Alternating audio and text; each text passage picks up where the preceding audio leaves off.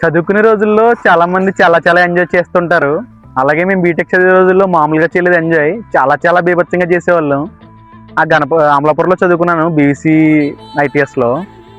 అలా అమలాపురం వెళ్ళి Ganapati restaurant, Sridevi restaurant, Vishnusri రెస్టారెంట్కి వెళ్ళేవాళ్ళం. అది అయిపోయిన తర్వాత తినేసిన తర్వాత మళ్ళీ అయ్యప్ప జ్యూస్ పాయింట్ అని బ్యాంక్ స్ట్రీట్లో ఉంటుంది. అక్కడికి వెళ్ళి ఫుల్గా ఎంజాయ్ చేసేవాళ్ళం.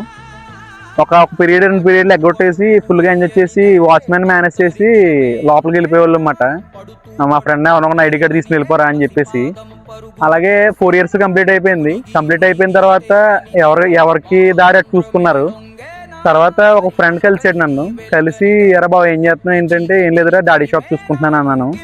తర్వాత మా ఫ్రెండ్ ఎరా నువ్వేం చేస్తున్నావు అని అడిగితే మా ఫ్రెండ్ అన్నాడు, ఏం లేదురా నార్మల్గానే ఏం చేయట్లేదు, ఒక నచ్చిన జాబ్ కోసం వెయిట్ చేస్తున్నాను, నేను ఆ జాబ్ వచ్చేదాకా ప్రయత్నిస్తాను అన్నాడు. సరే అయితే ఎలా ఉందిరా ఇంట్లో అది బాగానే ఉందంటే, బాగానే ఉంది కానీ చుట్టాల నుంచి చాలా ప్రెజర్ ఉన్నదిరా, వాళ్ళు నువ్వేం చేయలేవు నువ్వేం చెందలేవు నీకేమీ రాదని చెప్పి అంటున్నారు, అది నాకు కొంచెం బాధగా అనిపిస్తుంది అని నాతో షేర్ చేసుకున్నాడు.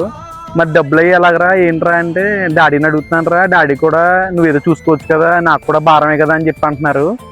అలాగే రే నువ్వు పని చేయి, ఏదైనా చిన్న చిన్న పార్ట్ టైం జాబ్ చేసుకో, నువ్వు అనుకున్న సాధించే వరకు, ఆ సాధించిన తర్వాత నువ్వు జాగ్రత్తగా చేసుకుందువు కానీ అని చెప్పేసి, నువ్వేం అదే పరకరా, నువ్వు జాగ్రత్తగా చేసుకో, నువ్వు అనుకున్న సాధిస్తావు కంపల్సరీ అని చెప్పాను. అలా అయినా కొన్ని రోజులకే ఆ అబ్బాయి మంచి జాబ్ సాధించాడు, అనుకున్న జాబ్ సాధించాడు.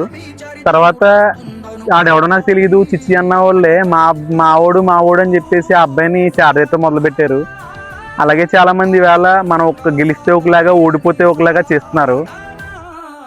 మీ చుట్టాల్లో కూడా ఎవరైనా అలాంటి వాళ్ళు ఉంటే వాళ్ళకి ట్యాగ్ చేసి మీ చుట్టాల అబ్బాయి ఛానల్ని ఫాలో అండ్ షేర్ చేస్తారని కోరుకుంటూ, మీ చుట్టాల అబ్బాయి.